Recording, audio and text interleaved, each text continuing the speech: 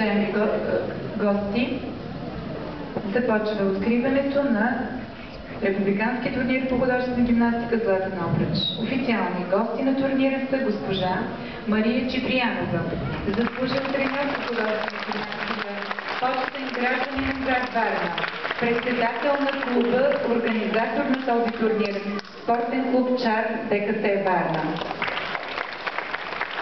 Господин Димитър Момеров, главен експерт към Министерството на спорта. Трикратната световна шампионка по художествена гимнастика госпожа Мария Петрова, вице-президент на Европейската комисия по художествена гимнастика и председател на съдийската комисия към БФХГ. Госпожа Филипа Филипова, световен шампион в ансамбъла на Сараево, главен съдия на турнира. Госпожа Минка Банкова, заслужил съдия по художествена гимнастика, заслужил деятел на физкултурата. За откриване на турнира давам думата на госпожа Мария Петрова.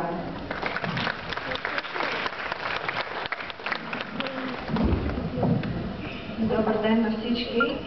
Аз искам да се възползвам от дадената ми дума, защото тук между нас е един велик човек, един голям деятел на художествената гимнастика, жена, от чието опит и съвети ние все още черпим и се вслушваме. Това е Минка Банкова.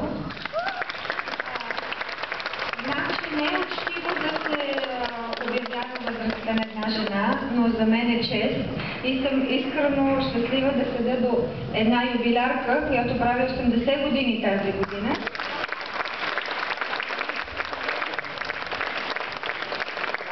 Мисля, всички ние да имаме такава енергия като твоята и ако може да продължаваш да ни даваш тази сила и кораж да бъдеш на всички наши състезания и ако може и ние на 80 години така да изглеждаме като теб.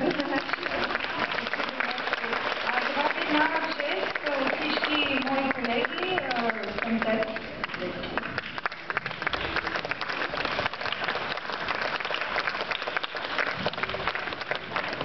Благодаря много.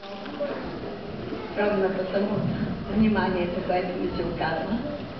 50 години отделих на художествената гимнастика и като треньор, и като съдия, и желая от все сърце творческо дълголетие на всички мили мои колежки. Спорта дава много. Ние години избрали след най-красивия спорт, който извайва вашите деца не само физически, но и духовно. Мили състезателки, борете се, българското знаме винаги да е най-високо разрязано и на Олимпийските игри тази година.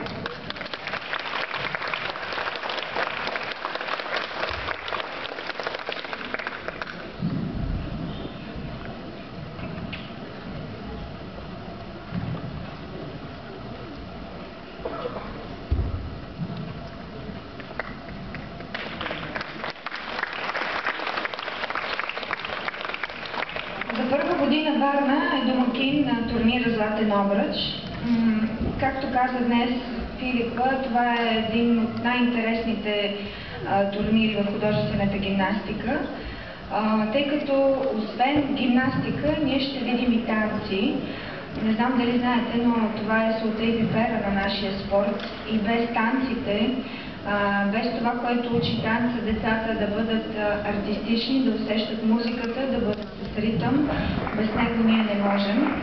И точно това прави това състезание толкова интересно и се радвам, че точно тук във Варна, града, който напоследък е все по-често и по-често домакин на наши състезания.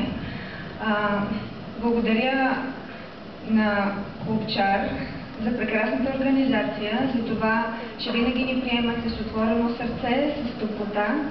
Благодаря на всички, които работят в двореца на младежта и спорта, на културата във Варна, за това, че винаги са откликвали на наши състезания и са ни помагали на драго сърце. Едно такова състезание не е лесно, а и ние всички художествената гимнастика не сме много лесни. Днес ще има квалификации, а утре, който успее, ще се бори за многобой. и финали съответно. След това има награждаване. Няма да се дава златни обръчи, но може би в бъдеще и такива ще има. Мили деца, желая ви успех. Ей така усмихнати е най-добре да бъдете. Не се притеснявате от състезанията. С гордо дигната глава покажете най-доброто от себе си. Обявявам турнира Златен обръч за открит.